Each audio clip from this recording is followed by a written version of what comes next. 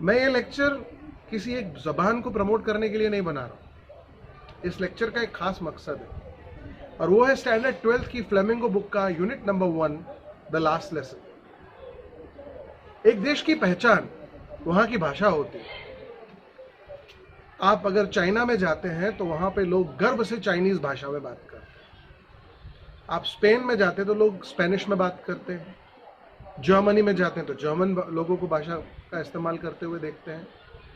इतना गर्व है लोगों को अपनी भाषा पे कि अमेरिका ने इंग्लिश का ही अपना एक वर्जन बना डाला, यूएस इंग्लिश।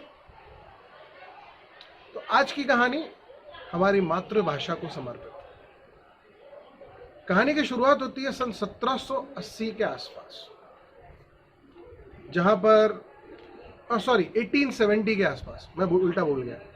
1870 के आसपास का युग वो था जब यूरोप जो था एक बैटलफील्ड बन चुका था। छोटी बड़ी युद्ध होती रहती थी। आज भी आप युद्धों का इतिहास निकाल के देख लें तो वर्ल्ड वॉर 1, वर्ल्ड वॉर 2 दोनों यूरोप में ही लड़े गए।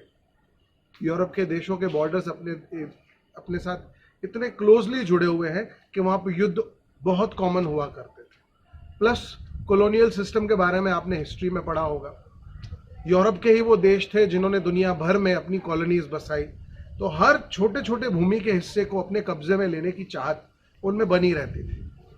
ऐसे में जर्मन आर्मी ने प्रूसियन वॉर के थ्रू फ्रांस के 2 शहर एल्सेक और लॉरेंस दोनों पे कब्जा कर लिया। ये दोनों शहर अब फ्रांस के कब्जे से बाहर जा चुके थे। एक छोटा सा बच्चा फ्रांस अपने घर से निकलता है स्कूल जाने के लिए, लेकिन वो लेट हो चुका है। उसे डर है कि स्कूल पहुंचने पर उसके जो शिक्षक हैं, जो उसके टीचर हैं एम हैमल, वो उसे डांटेंगे, वो उस पर गुस्सा करेंगे। इसी चक्कर में वो भागा जा रहा है, दौड़ रहा है। एक पल के लिए तो कुदरत के नज़ारों को देखते हुए उसके मन में ख्याल आया कि भाड़ में गई स्कूल, आज बंक करते हैं, आज खुले मैदानों में बैठूंगा, इंजॉय करूंगा। फिर वो सोचता है यार धूप बहुत ज़्यादा है, स्कूल का वातावरण कंफर्टेबल होगा, तो स्कूल चलते हैं। रास्ते में एक जगह पे टाउन हॉल है, टाउन हॉल के बाहर बुलेटिन बोर्ड है। अब ये बुलेटिन बोर्ड का कल्चर क्या है वो भी आपको समझा दो। उस जमाने में जब न न्यूज़पेपर्स थे, न टीवी चैनल्स थे, कम्युनिकेशन की सिस्टम्स नहीं होती थी, तो एक बोर्ड होता था जिसके ऊपर महत्वपूर्ण खबरें लिखी जाती थी। जैसे आपने कई सारी सोसाइटीज और कॉलोनीज में देखा होगा, नोटिस बोर्ड होता है जहां पे छोटी छोटी जानकारियां चौक से लिखी जाती है। तो ये भी बुलेटिन बोर्ड था। और फ्रेंड्स बुलेटिन बोर्ड नहीं पढ़ना चाहता था। क्यों नहीं पढ़ना चाहता था? क्योंकि बुलेटिन बोर्ड पे आजकल सिर्फ बुरी खबरें ही दिखती थी। फ्रांस लगातार हार रहा था, उसके टुकड़े हो रहे थे, उसके शहर जर्मनी के कब्जे में जा रहे थे। जब वो स्कूल की तरफ भाग रहा है तो उसे कोई कहता है जल्दी मत कर यार, आराम से जा। फ्रेंड्स को समझ में नहीं आता कि ऐसा क्यों कहा जा रहा है।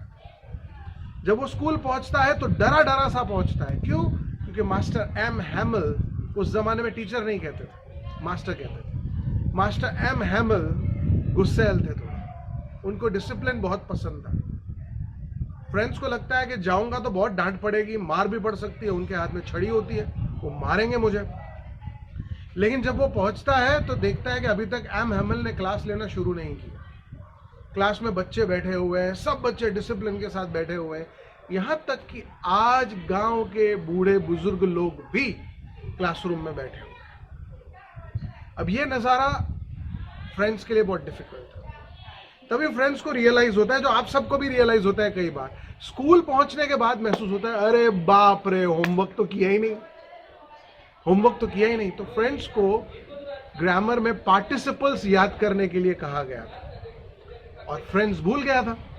उसे याद ही नहीं था कि मुझे पार्टिसिपल्स बताने हैं, उसे पार्टिसिपल्स का पी तक नहीं आता था। उस दिन एम हैमल लेक्चर लेते हैं और अनाउंस करते हैं कि आज मेरा आखिरी लेक्चर है। क्यों? क्योंकि अब एल्सेक और लॉरेंस दोनों सिटीज जर्मनी के कब्जे में जा चुके हैं और जर्मनी ने एक ऑर्डर इशू कर दिया है कि अब से यहां पर फ्रेंच भाषा नहीं पढ़ाई जाएगी, अब से यहां पे जर्मन भाषा सिखाई जाएगी। सब लोग बहुत दुखी हैं। उस दिन जैसे एम हैमल, मास्टर हैमल पढ़ाते जाते हैं, हर एक बच्चा लिटरली रो रहा है। फ्रेंड्स की बारी आती है, उसे बोला जाता है कि तुम भाई पार्टिसिपल्स के बारे में बताओ। वो पूरी कोशिश करता है, वो चाहता है कि वो एक बार में बता दे, लेकिन उसे कुछ पता ही नहीं, उसे कुछ नहीं आता, उसे तो फ्रेंच लैंग्वेज तक नहीं आती। उस दिन मास्टर हैमल कहते हैं कि बेटा कुछ गलती तुम्हारे माता पिता की और कुछ गलती मेरी, कुछ गलती तुम्हारी भी है, लेकिन तुम सोचो वो फ्रेंच ही क्या जो फ्रेंच भाषा न जानता हो।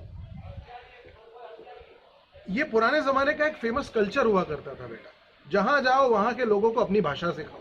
आपने कभी इस चीज के ऊपर जोर दिया है कि अंग्रेजों ने हमें इंग्लिश क्यों सिखाई?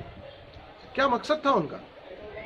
मकसद साफ था, वो हमेशा के लिए हमें पराधीन कर देना चाहते थे, जिसमें वो कामयाब भी हो गए। आज की डेट में सारी हायर एजुकेशन इंग्लिश भाषा में होती है। आपको सीए करना है, आपको एमबीए करना है, आपको पीएचडी करना है, मेजर क्वालिफिकेशंस इंग्लिश में होती है, और अगर होती भी हैं तो लिमिटेड गिनी चुनी भाषाओं में होती है।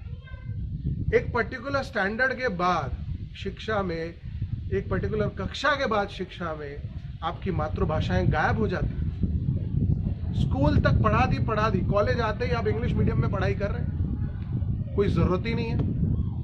इंग्लिश मीडियम स्कूल्स के प्रति पागलपन लगा पड़ा है।